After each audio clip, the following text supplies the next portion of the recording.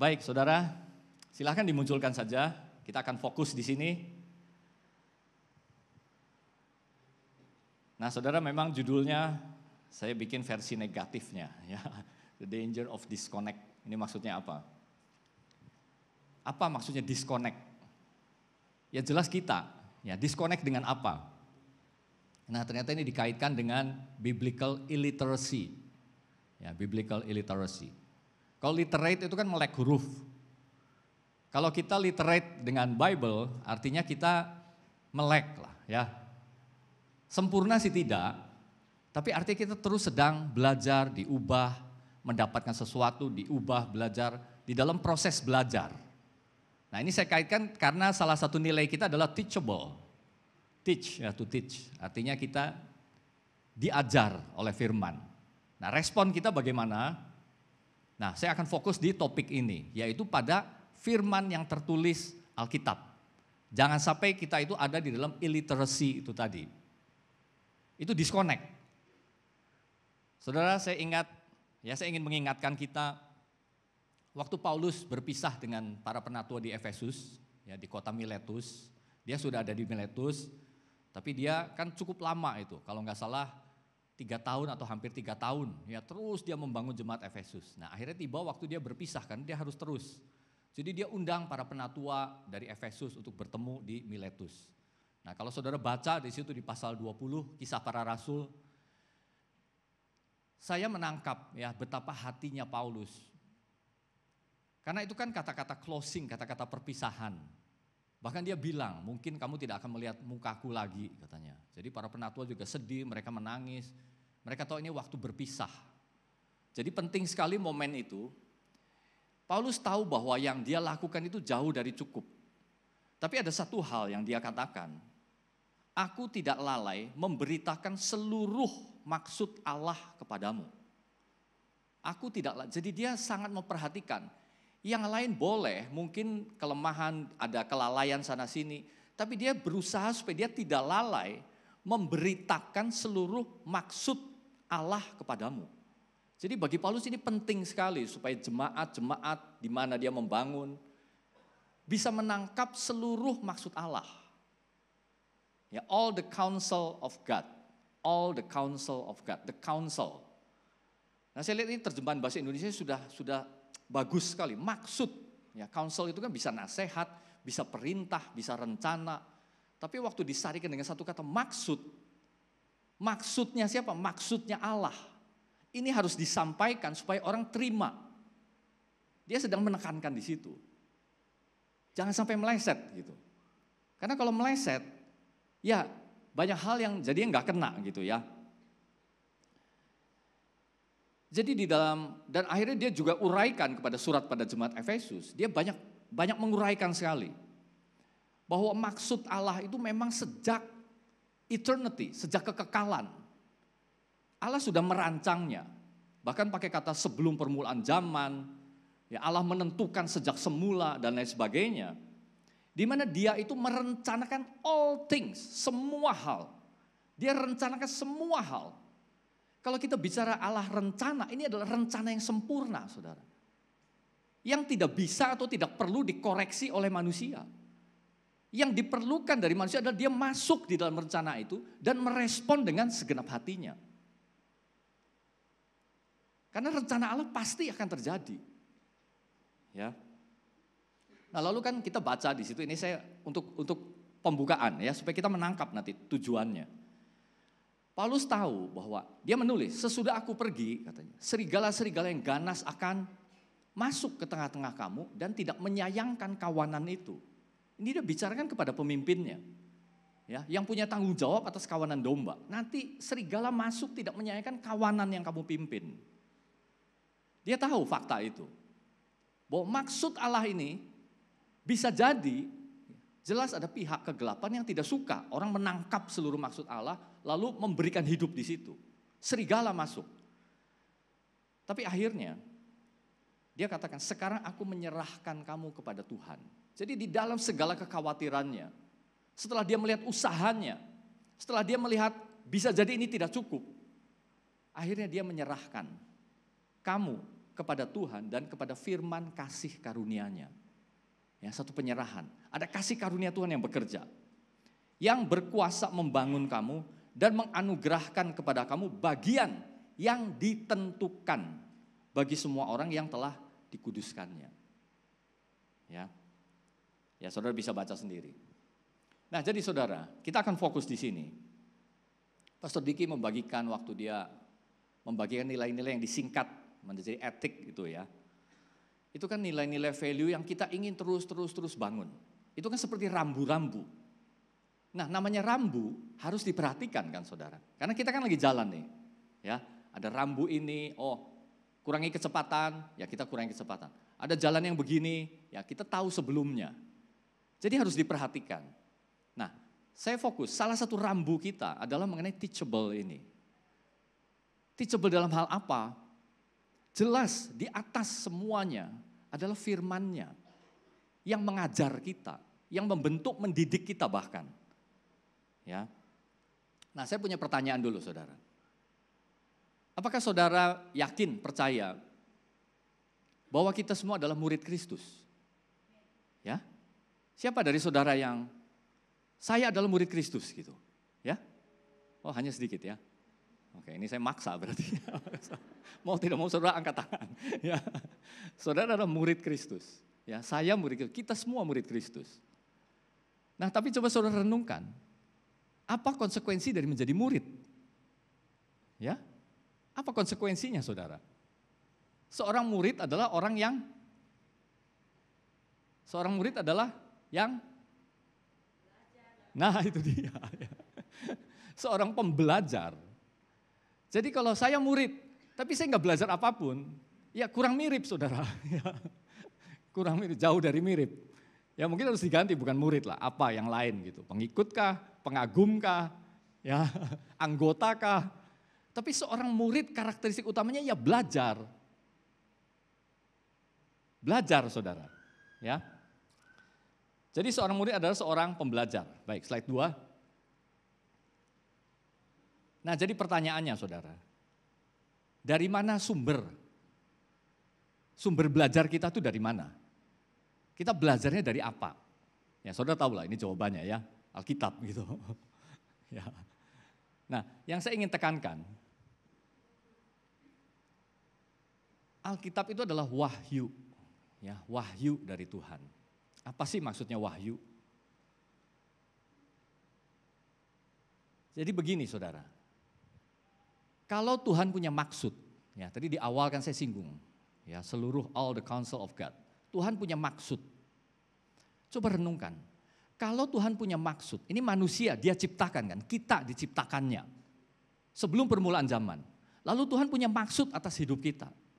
Kira-kira Tuhan bicara enggak? Ya. Ataukah Tuhan tetap tutup maksudnya ini menjadi suatu misteri dan hanya menyuruh manusia untuk cari? Kamu cari coba, maunya aku apa? Cari. Banyak dari maksud Tuhan tetap tinggal sebagai satu misteri, manusia terus berusaha mencari.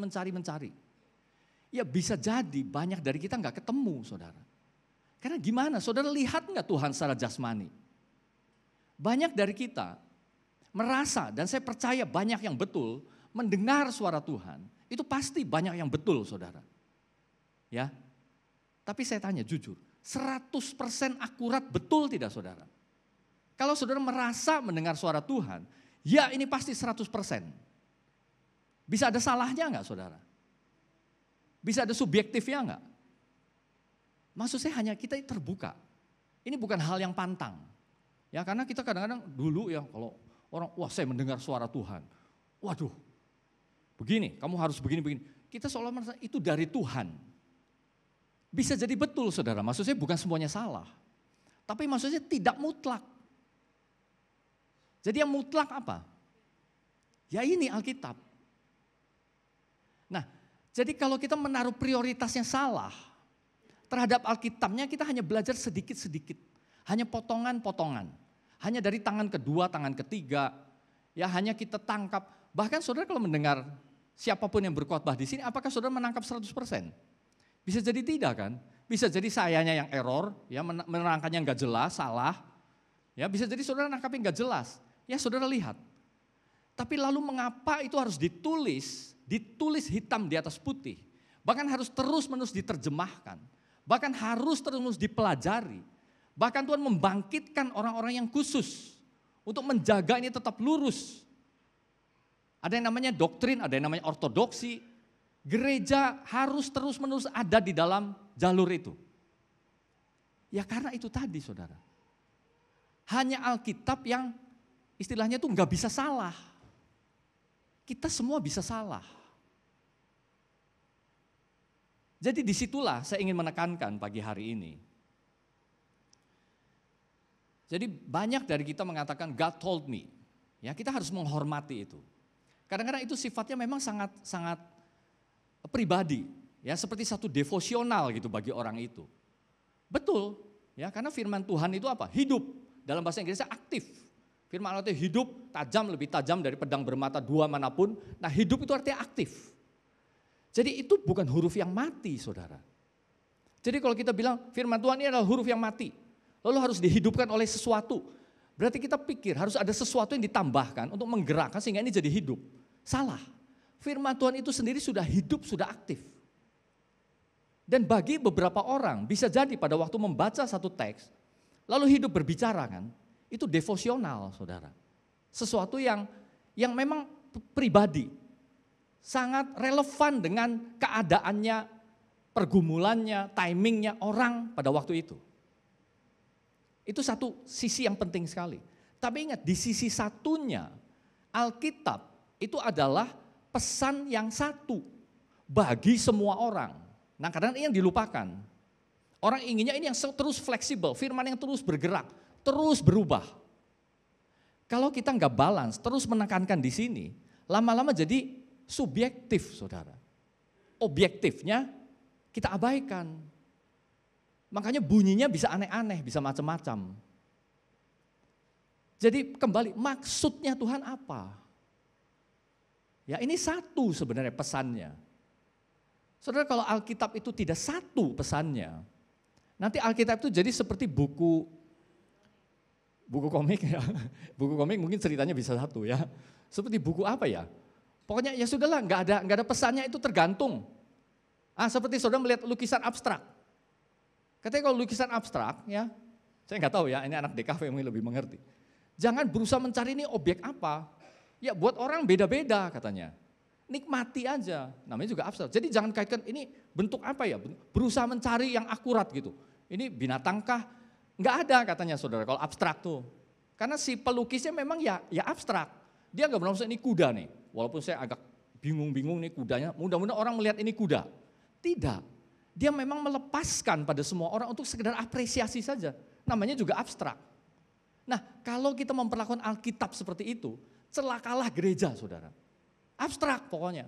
Bagi kamu ini oke, bagi kamu wah bagus, ini bagus. Artinya ada 1001 macam arti. Lalu maksud Tuhannya di mana? Nah saya tanya. Padahal bahwa Paulus ini sangat penting supaya kamu menangkap seluruh all the counsel of God. Harus ditangkap.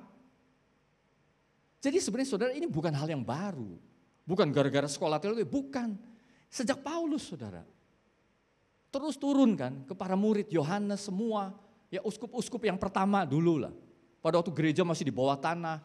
Makanya suratnya mereka selalu membaca gulungan perjanjian lama. Tapi ingat ada juga surat-suratnya Paulus. Dia pesan, suratku kepada jemaat di Galatia dibacakan juga kepada kamu. Ya Efesus. Dan suratku kepada Efesus kirim juga kepada Galatia, dibacakan juga. Jadi gulungan surat dari Paulus yang satu disalin saudara. Disalin, dibikin gulungan, dioper lagi. Karena pada waktu orang yang bisa baca hanya sedikit. Jadi ada orang khusus yang menyalin, lalu dibagikan, dikelilingkan. Itu ibadahnya mereka. Tujuannya supaya apa? Supaya mereka terus memegang maksud Allah ini. Ya, jadi bukan seperti lukisan abstrak ya, saudara Alkitab itu. Jadi, ya saudara bayangkan gini. Saya kan tim misalkan ya, dengan Pastor Diki. Lalu saya bilang, ya Pastor Diki, saya mendapat ini dari Tuhan. Jemaat kita harus begini, kita harus pindah dari Bandung, kita pindah ke sana, itu kata Tuhan.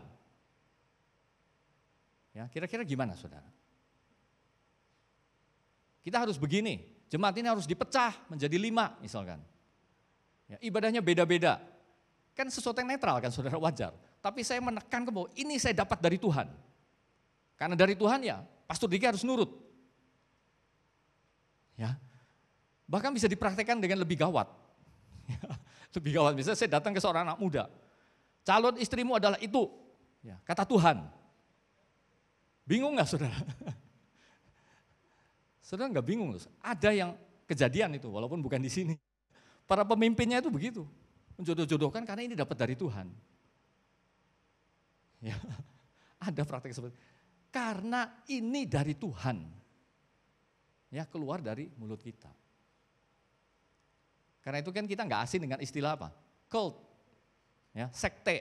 Ya, kenapa disebut sekte? Itu kan mengakunya gereja, tapi bagi kita ya itu sekte. Ya karena ada unsur itu terlalu dominan saudara.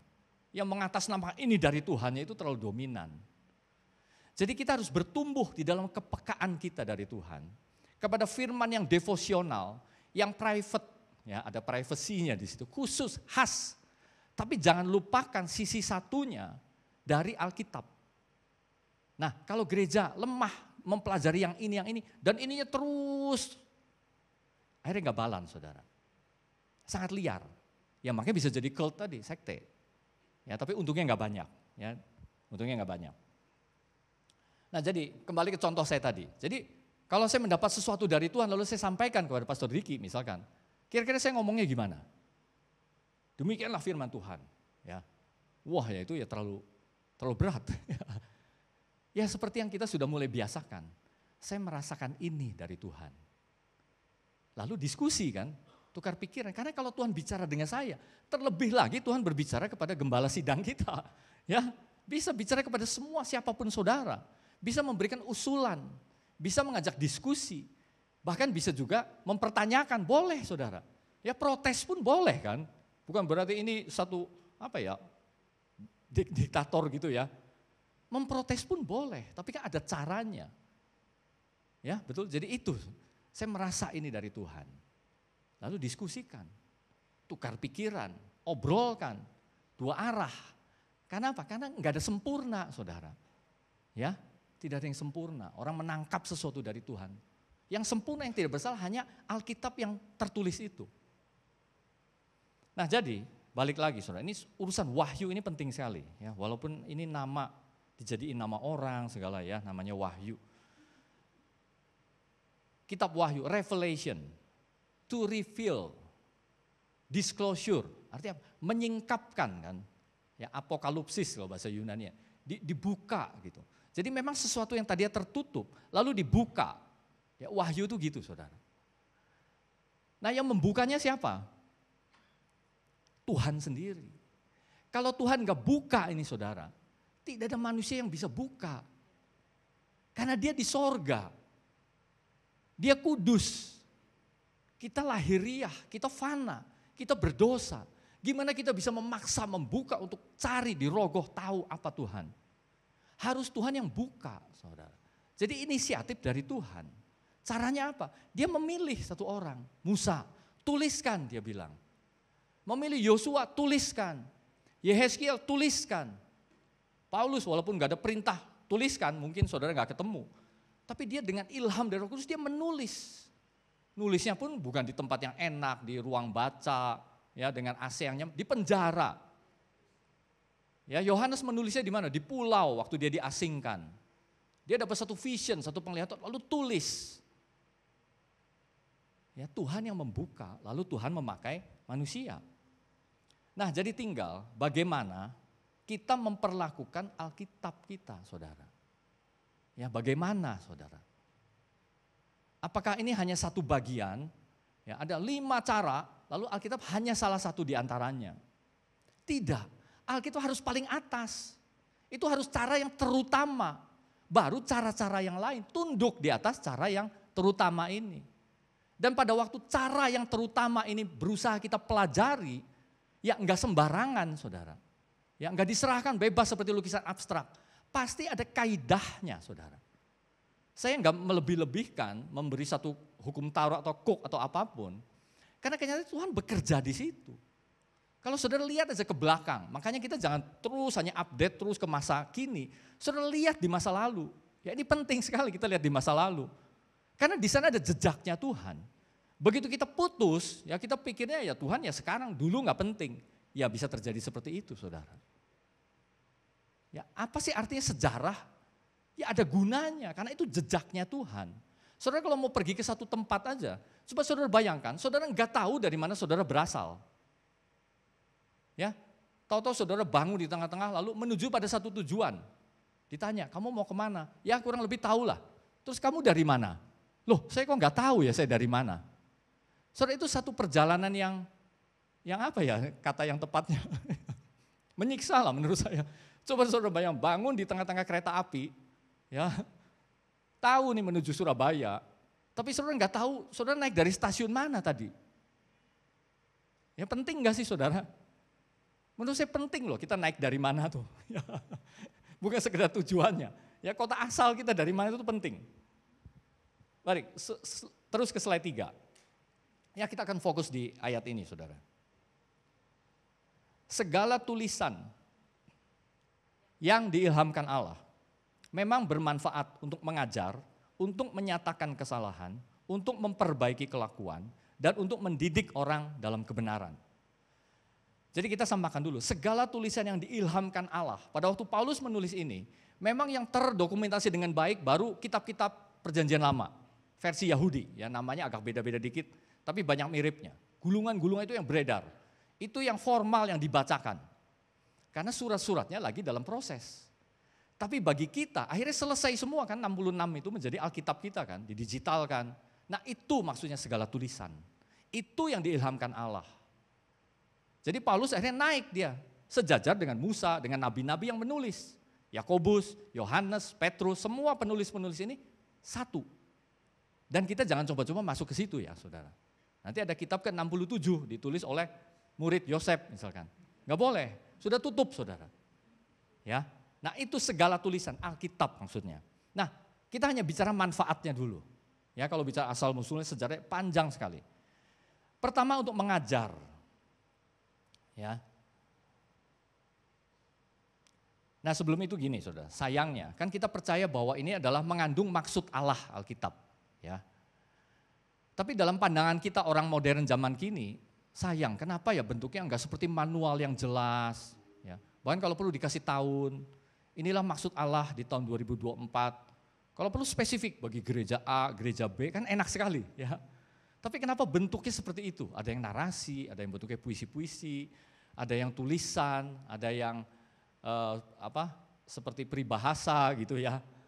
Nah, nanti saudara ya, nanti pelan-pelan kita akan tahu mengapa harus begitu. Ya mungkin enggak sekarang jawabannya. Baik, kita pindah ke slide 4. Fungsi yang pertama dulu mengajar. Bagaimana Alkitab bisa untuk mengajar saudara? Nah untuk menjawab ini penting sekali, bagaimana kita menganggap Alkitab? Ya, balik seperti tadi saya sudah singgung. Kalau kita menganggap bahwa Alkitab itu ya buku terbuka, bebas ditafsirkan dengan cara apapun, oleh siapapun, ya, menurut siapapun, dengan cara apapun.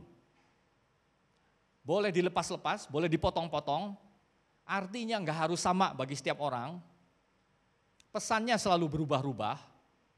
Itu yang satu pilihannya. Atau yang kedua, kita menganggap Alkitab itu punya satu pesan utama. Nah ini mengandung konsekuensi. Konsekuensinya apa? Harus ada metoda saudara, harus ada cara. Pasti ada cara, walaupun caranya mungkin bervariasi. Walaupun hasilnya enggak 100% mirip, seperti hitungan eksakta gitu ya. Tapi dalam banyak hal ini akan sepakat jadinya. Gereja itu langsung tahu, wah ini enggak sepakat, ini berbeda, ini sudah terlalu jauh. Karena ada tadi itu saudara. Dibandingkan dengan kita begitu bebasnya, ya sudah semua betul jadinya. Ya, nah ini penting sekali.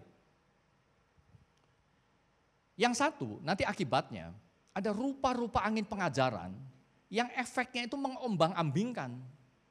Ya, saudara diombang-ambing itu enggak enak loh. Ya coba yang dari Kepulauan Seribu, karena saya enggak enak. Ya, padahal baru Pulau Jawa ya, Laut Jawa. Dia ombang-ambingkan 2,5 jam lebih ya, itu nggak enak. Bagaimana kalau pengajaran itu mengombang-ambingkan gereja? Jadi konsekuensinya sangat fleksibel, berubah-ubah terus sesuai zaman. Oh zamannya beda ya sudahlah itu udah nggak berlaku lagi. Ya Alkitab tuh begitu licinnya gitu. Nah tapi kalau yang satu, saudara, satu pesan utama, nanti konsekuensinya itu menjadi satu pengajaran yang cenderung menyatu ini. Ya pasti masih ada variasi sedikit, tapi akhirnya nggak masalah ya karena itu minor sekali saudara. Tapi dalam hal-hal yang penting ini menyatu. Nah istilahnya, walaupun ini mungkin saya ingin hindarkan, tapi supaya saudara nangkep, namanya ortodoksi. Gereja di dalam cara, di dalam metode, pasti harus berubah. Justru bahaya kalau kita nggak berubah di dalam cara, di dalam metode, di dalam media, ya gereja zaman batu. Tapi di dalam pesannya tidak boleh berubah. Karena kalau berubah ini sudah nggak jadi gereja lagi saudara. Ya, jadi memang nggak sama persis, tapi pada hal-hal itu contoh gini, contoh. Padahal kita melihat pribadi Yesus, apakah dia seorang nabi yang agung, ataukah dia Tuhan? Dua-duanya betul saudara, tapi yang paling betul kalau dibandingkan, nabi agung atau Tuhan? Saudara pilih yang mana? Tuhan, nah ini nggak berubah. Tapi kalau caranya sangat ini, dia bisa jadi hanya nabi agung loh saudara. Ya ajarannya wah sangat luar biasa. Tapi nggak perlu disembah, namanya nabi kan dengerin aja nasihatnya. Dia Tuhan. Manusia itu pada dasarnya suci atau berdosa. Nah kan sepakat kan? Ya puji Tuhan kita masih ada di dalam ortodoksi. Karena kalau enggak, ya manusia itu dasarnya suci. Yang disalahkan lingkungannya. Ya itu contohnya saudara, ya contoh yang ringan. Masuk yang sedikit lebih berat ya. Manusia bisa mengubah Tuhan enggak? Ya, nantilah, ini jangan didiskusikan sekarang ya. Allah bisa dirubah atau dipengaruhi oleh kita enggak? Ya jangan di sini. Oke baik, slide kelima, itu tadi mengajar. Sekarang menyatakan kesalahan dan memperbaiki kelakuan. Ini saya sambung. Itu manfaat Alkitab, menyatakan kesalahan, memperbaiki kelakuan. Saudara, apa yang paling diperlukan supaya hal ini terjadi, saudara? Bahwa Alkitab bermanfaat untuk menyatakan kesalahan dan memperbaiki kelakuan. Dari kitanya apa yang paling dibutuhkan? Sikap apa? Sikap apa, saudara? Nah, itu dia, rendah hati. Ya, saudara menjawab seorang murid pun betul, tapi ya murid pasti belajar dan sikapnya adalah rendah hati. Kerendahan hati ini sangat penting. Pertanyaannya, apakah sebagai orang dewasa kita masih bisa berbuat salah? Ya pasti, ya kita semua udah dewasa ya, pasti bisa. Lalu bagaimana memperbaikinya? Kalau kita sudah closed saudara, namanya sudah dewasa, ya kan bahkan sudah lepas dari orang tua kan? Ya mulai usia berapapun orang tua kan sudah mulai mengecil ya, sudah nggak bisa nyuruh lagi kan. Bertemu teman ya sekedar teman kan, boleh kasih nasihat. Ya bertemu orang dewasa ya sekedar hormat, respect. Lalu apakah berarti kita close, tertutup? Sudah nggak ada yang bisa koreksi.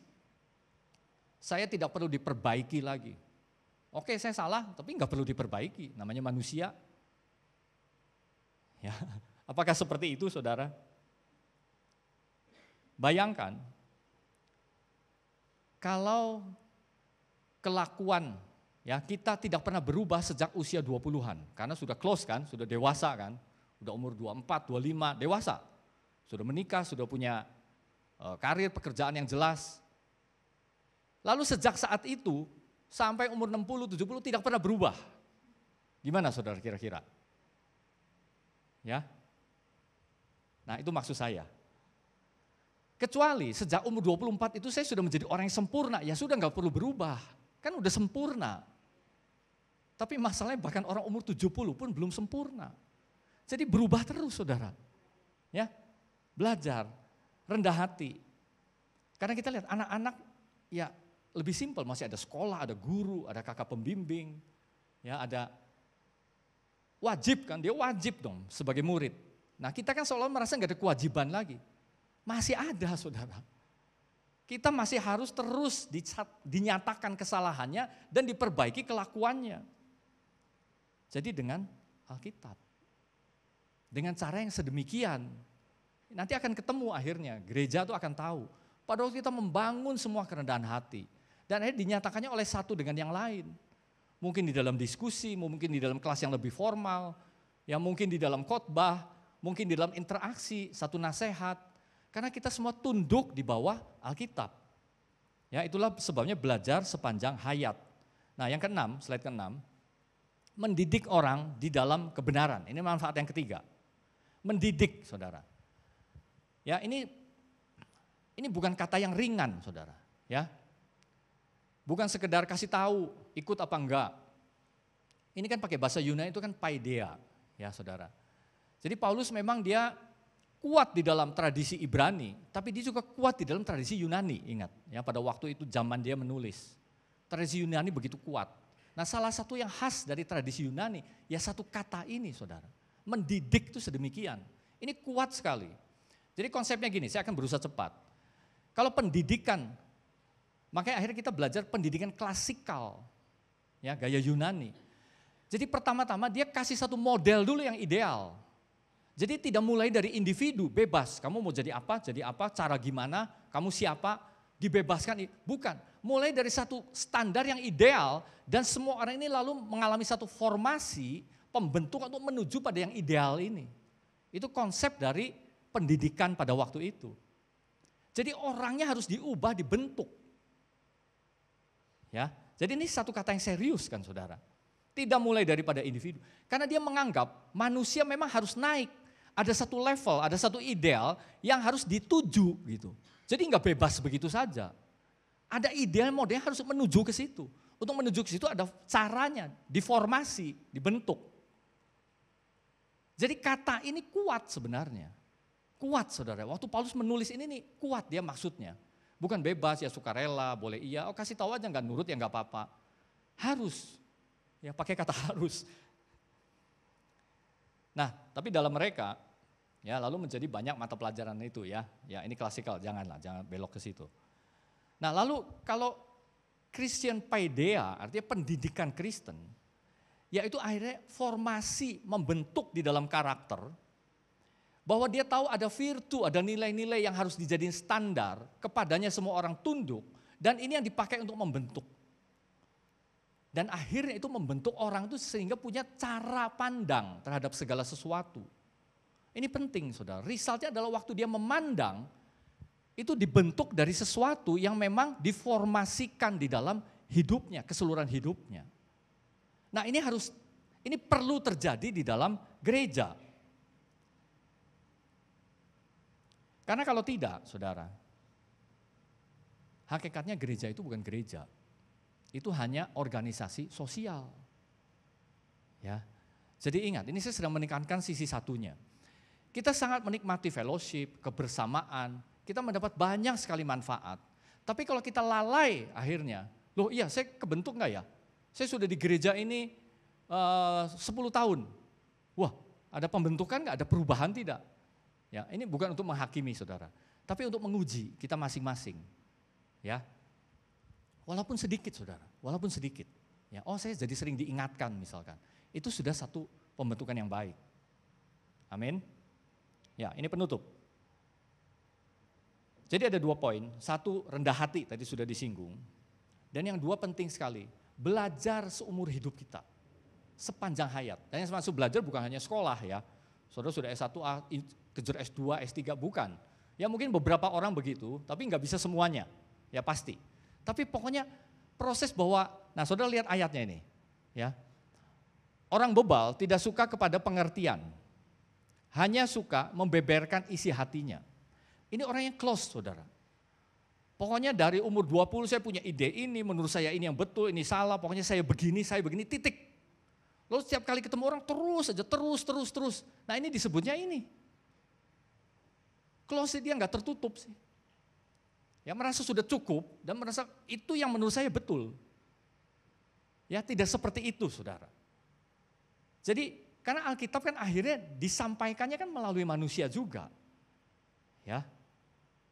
Jadi kita harus selalu terbuka. Ini bicara mengenai keterbukaan. Jangan hanya peduli pada pendapat saya sendiri pokoknya. Tapi kita harus terbuka gitu, menerima. Karena ini kan gereja Tuhan, di mana kita semua harus belajar. Ya, nah lalu belajar sepanjang hayat. Ya jangan berhenti, sebenarnya sama intinya. Jangan berhenti, oke saya sudah begini sudah cukup. Saya sudah hebat kan buktinya. Lalu kita ingat semua bukti-bukti, ya saya sudah teruji saya hebat. Berhenti, jangan saudara. Ya sepanjang hayat tuh maksudnya, saya ketemu beberapa orang lah ya, mungkin saya lupa 2 atau 3 orang. Ya waktu dia belajar sesuatu, waktu ditanya gimana dengan sebelum belajar, dia langsung bilang, waduh dulu saya tuh dipikir-pikir sembrono sekali. Ya. Nah ini namanya orang yang terbuka saudara. Setelah saya belajar saya jadi tahu begini. Nah itu maksudnya. Ya, jadi belajar apapun, tapi pokoknya sepanjang hayat. Amin saudara, ya seumur hidup. Baik, ini mungkin jelas baru icip-icip, ya entah bagaimana kita tim ya bersama Pastor Diki harus memikirkan supaya kita belajar Alkitab itu sedemikian. Ya, bukan hanya menjadi basa-basi, saudara. Hanya dimirip-miripkan dengan nilai-nilai yang umum, ya kejujuran, keberanian. Wah, itu betul. Ya, ketulusan, sedia menolong. Itu masih sifatnya pesan yang universal, sama. Tapi pasti ada yang khusus dari Alkitab ini. Amin. Dan itulah yang membuat kita ada di dalam paideanya Tuhan. Amin. Saya undang tim musik. Mari kita berdoa. Bapa, kami tahu bahwa sepanjang hidup kami masih ada sambungan dari karyamu. Belum titik ya Tuhan bahkan. Masih ada koma. Buktinya Engkau terus memberikan kami nafas hidup. Engkau memberikan kami hari yang baru. Mungkin tanggung jawab yang baru. Mungkin satu realita yang baru. Engkau terus berikan di sepanjang hidup kami. Hubungan yang baru. Mungkin juga tujuan-tujuan yang diperbaharui. Itu artinya tangan-Mu ada di sepanjang hidup kami. Bahwa kami harus terus belajar ya Tuhan. Dan kami teringat firman-Mu, Alkitab-Mu. Biar kami terus berdiri di atasnya, dibangun olehnya. Karena itulah yang paling ultimate bagi kami Tuhan. Yang di atas segalanya. Yang pasti, yang tidak mengandung kesalahan. Biarlah jemaat ini terus dibangun. Di dalam pengenalan akan Tuhan melalui Alkitab-Mu Tuhan. Itulah yang menjadi kerinduan kami. Di dalam nama Tuhan Yesus.